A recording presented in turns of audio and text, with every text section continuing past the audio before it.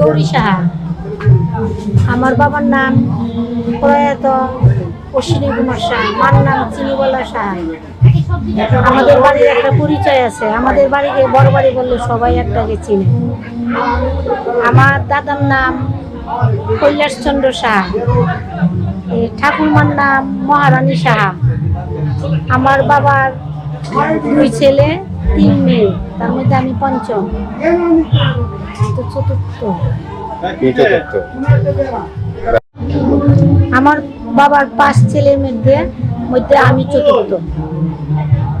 আমার বড় ভাই কলকাতা, উনি এখন নাই, প্রয়াত। ছোট ভাই অ্যাডভোকেট বিরাজ কুমার শাহ জজ কোর্টে এখন প্র্যাকটিস করে। আমার বড় বোন কলকাতা নিবাসী, ছোট বোন শঙ্করী রানী সাহা, ও অ্যাডভোকেট জজ কোর্টে। ওনার স্বামী সমীর কুমার সাহা, উনিও অ্যাডভোকেট। তারপর আমি হলদিয়া থেকে প্রাথমিক এবং মাধ্যমিক পরীক্ষা সম্পন্ন করেছি। আমি মেট্রিক দিয়েছি 1975 সালে। তারপরে আমার কলেজ জীবন নারায়ণগঞ্জ, আমার বড় ভাই পড়াশোনা করতো ঢাকা ভার্সিটিতে, সেই সুবাদে আমি ইন্টার পর্যন্ত পড়েছি নারায়ণগঞ্জ মহিলা কলেজে। সেখান থেকে আমার বিয়ে হয় এবং আমার স্বামীর নাম প্রয়াত কমল রঞ্জন সাহা। আমি 2 ছেলে এবং 1 মেয়ে। তারপর আসি সংগ্রামের কাহিনী। আমাদের বাড়ি সংগ্রামের প্রথমেই পুড়ে ফেলেছে। আমাদের বাড়িতে একটা মণ্ডপ আছে, মণ্ডপটা খুব জাগ্রত। প্রথমেই মিলিটারি এবং রাজাকার বাহিনী এসে প্রথমে মন্দিরে আগুন দেয়, কিন্তু মন্দিরে প্রতি বছর দুর্গাপূজা হচ্ছে আমার বাবার বাবা যে দাদার জন্ম থেকে, আজ থেকে প্রায় 150 বছর উপরে মন্দিরে আগুন দিছে, মন্দিরে কোনো আগুন লাগে নাই। তারপর সংগ্রামের সময় মিলিটারিরা আমাদের ঘরে আগুন দিছে। আমাদের ঘরের আগুনে অর্ধেক পাড়া কি পাড়া শেষ বলে, কিন্তু মন্দির এখনো খাড়াই আছে। এবং প্রতি বছর শরৎকালে দুর্গাপূজা হয় এবং চৈত্র মাসের বাসন্তী পূজা এবং সাপ্তাহিক ঘড়ি সেবা, অন্যান্য যা আনুষ্ঠানিক পূজা টুজা আছে সবই মন্দিরে হয়। আমার ভাই বাড়িতে পুরার পরে সুন্দর করে মন্দির সংস্কার করছে, আবার ভক্ত তুলে দিছে। একজন রক্ষাদার হিসাবে আমাদের ঘরে ওনাকে স্থান দিয়েছে, উনি মন্দিরে দেখাশোনা করেন। পূজার সময় আমরা আত্মীয় সবাই আসি, খুব আনন্দ হয়। আমার বোনের জামাই, আমার ছেলে মেয়ে, বোনের ছেলে মেয়েরা এবং আমার দাদা শ্বশুর বাড়ির আত্মীয় স্বজন সবাই আসে, পাড়া প্রতিবেশী সবাইকে নিয়ে আমার বাড়ির পূজাটা আয়োজন করে। তারপরে সংগ্রামের কাহিনী, আমাদের সংগ্রামের কাহিনী তো অনেক কাহিনী, কি বলবো। আমার বোন উকিল, 8-10 বছর ছিল ওর বয়স। আমরা প্রথম গেছি আমার পিসির বাড়ি নিকলির থেকে। তারপরে আমরা বাড়িঘর সব শেষ, অবস্থা তো খারাপ যে আমরা যে মানে জনপ্রতি টাকা দিয়ে যে ইন্ডিয়া যাব সেই ক্ষমতাও নাই। তারপরে আমরা আবার সেই বাড়িতে চলে আসলাম। বাড়িতে চলে আসছি পরে মিলিটারিদের চতুর্দিক দিয়ে সবাই দৌড়া। আমরা গেছি আমাদের এই জমি জমা করে একজন লোক, ওনার নাম কিতাব আলী, ওনার বাড়িতে আমরা 15-20 দিন ছিলাম। তারপরে মিলিটারি রাজাকার বাহিনী সবাই বলতেছে যে না, হিন্দুরা জায়গা দেওয়া যাবে না, হিন্দুরা জায়গা দিলে ওদেরকে মেরে ফেলবে। উনি তারপরে আমাদেরকে অন্য এক পাড়ায় বলে টলে আমাদেরকে দিয়ে আসছে। কিন্তু আমাদেরকে জায়গা দিলে একজন হিন্দু বাড়ির যে প্রধান, উনি বলছে যে না, আপনারা বড় বাড়ির মানুষ, আপনাদেরকে যদি আমরা জায়গা দিই তাহলে আপনাদেরকে মেরে ফেলবে। তারপর এই বাসায় জায়গা না দেয় অন্য বাসায় দিয়ে আসছে। হঠাৎ একদিন এই বাড়ি মিলিটারি ব্লক দিছে, রাজাকার আমসাম যা আছে দেশের মুখ টুকটিয়ে। তারপরে যে কিতাব আলী আমাদেরকে এতটুক করছে, উনি নদীর পাড়ে দাঁড়ায় আমাদেরকে হাত ইশারা দিতেছে আমরা যাতে বাড়ির চেয়ে অন্য জায়গায় চলে। আমরা তো আর বুঝতে পারছি না। তারপরে নৌকার সাহায্যে সব যখন প্রচার হয়ে গেছে, আমরা দৌড়াইতে তখন খুব সম্ভব মনে হয় ভাদ্র মাস, নদীর মধ্যে জল, ধান খেত। আমার বোন গেছে একদিক দিয়ে দৌড়ে, আমি একদিকে, আর আমার বাবা একদিকে, আমার ভাই একদিকে। তো আমার বোন আমার চেয়ে মনে হয় 2-3 হাত ব্যবধানে অন্যদের সাথে চলে গেছে। আমার বোন বলতেছে, জেঠিমা আমাকে কিন্তু ছাড়বেন না, আমি কিন্তু সাঁতার জানি না, আমি কিন্তু শুনতেছি ওর ডাক, কিন্তু আমি কিচ্ছু কিছুই করতে পারছি না। আর পিছন দিয়ে তাকায় দেখি মিলিটারি বন্দুক দিয়ে আমাদেরকে পজিশন করে রাখছে, তাড়াতাড়ি উঠো উঠো উঠো উঠো, নাহলে ফায়ার করলাম। তারা জলে নামে নাই, আমরা তারপর মিলিটারি কাছে পরে আমরা আমাদের বাসায় আসছি।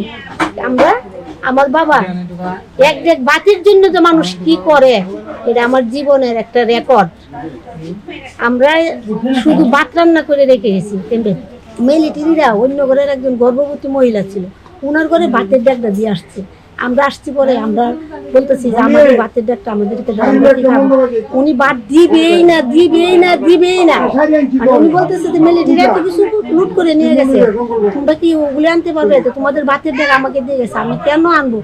আমার তারপরে পাড়ার অনেক মানুষে বেগাত্তা করে হাতে পায়ে ধরে ওনার কাছ থেকে আমরা এই ভাতের ডাকা নিই। তারপরে আমরা খেয়েছি।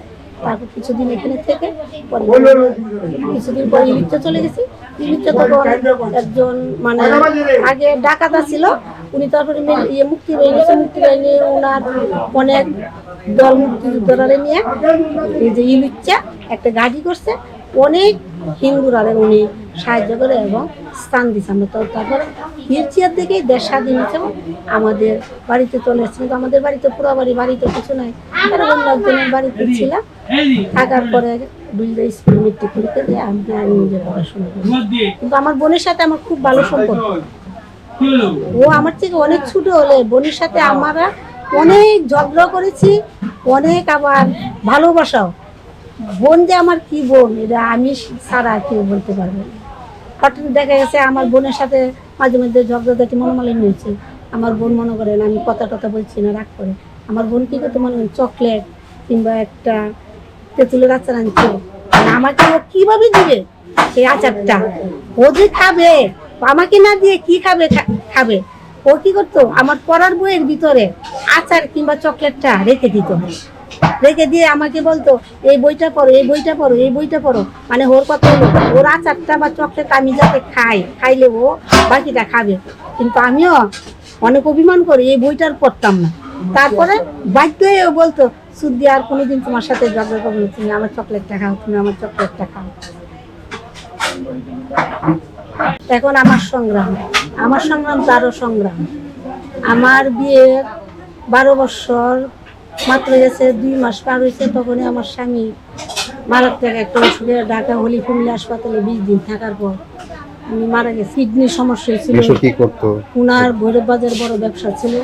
ওনার এক ভাই একজন ম্যাজিস্ট্রেট ছিল, মাত্র 5-6 মাস হয়েছে ম্যাজিস্ট্রেট দেখছে, কইছে যে বাজার থেকে এসে গর্ব করতো, মার কাছে বলতো মা জানো আগে যে আমার সাথে কোনো কথা বলতো না, শঙ্করে ম্যাজিস্ট্রেট হওয়ার পর আমাকে মানুষে কত সম্মান দেয়।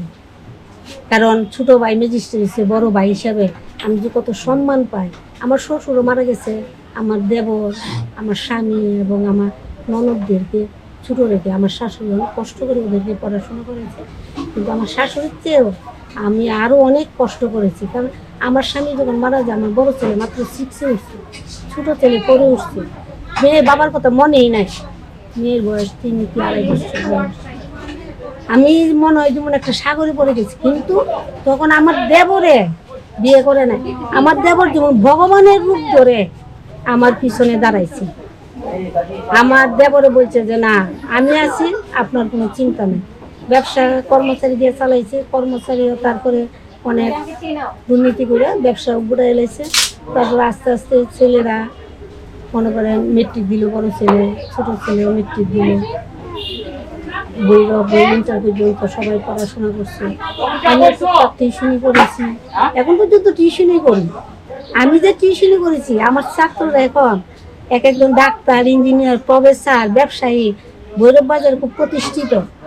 একজন ছাত্র দুদকে চাকরি করে, 2 জন ডাক্তার।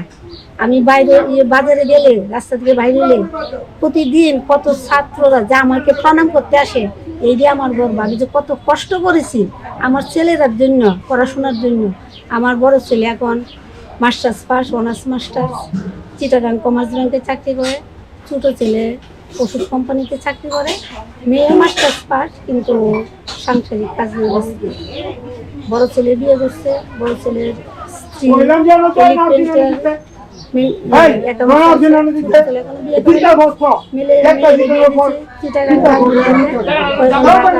এক ছেলে এক মেয়ে ইন্টারন্যাশনালে পড়াশোনা করে, ক্লাস করে, মেয়ে হয়তো স্কুলে নার্সারি।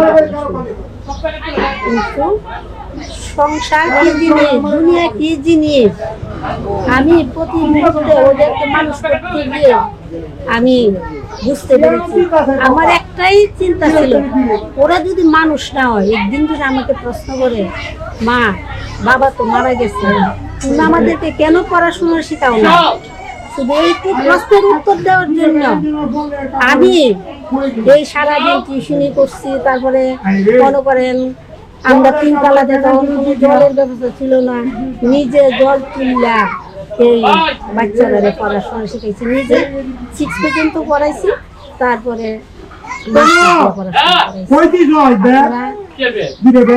দোয়া করবেন আমার জন্য, আমি যাতে ওদের সুখ শান্তি দেখে যেতে পারি। আর আমার ভাই উকিল আমাদেরকে অনেক সাহায্য করেছে ছোটবেলায়। উনি আমার ভাই। যদি অসুখ টুসুখ হয়েছে, আমার ভাই ওদেরকে কিশোরগঞ্জে চিকিৎসা করানো, ওষুধপত্রর ব্যবস্থা করা, মাঝে মাঝে গিয়ে দেখাশোনা করা, গভীর কাজটা যতদিন ছিল ভাইও খুব সাহায্য সহায়তা করছে। এখন আমার ভাই আমাদেরকে খুব জিজ্ঞাসা করে। আমার বোনের স্বামীও খুব ভালো, সমীর, ও আমাদের ছেলে মেয়েকে খুবই আদর করছে।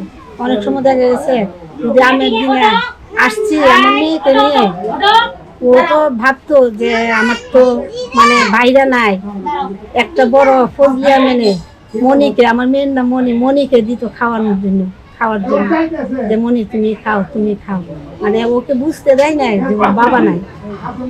প্রত্যেক পূজাতে জামা কাপড় ওদের জন্য পাঠিয়েছে। এবং আম কাঁঠালের দিনে আমার ভাই এবং আমার বোনের বর আম কাঁঠাল, লিচু দিনে লিচু, সব কিছু নিয়ে যেত।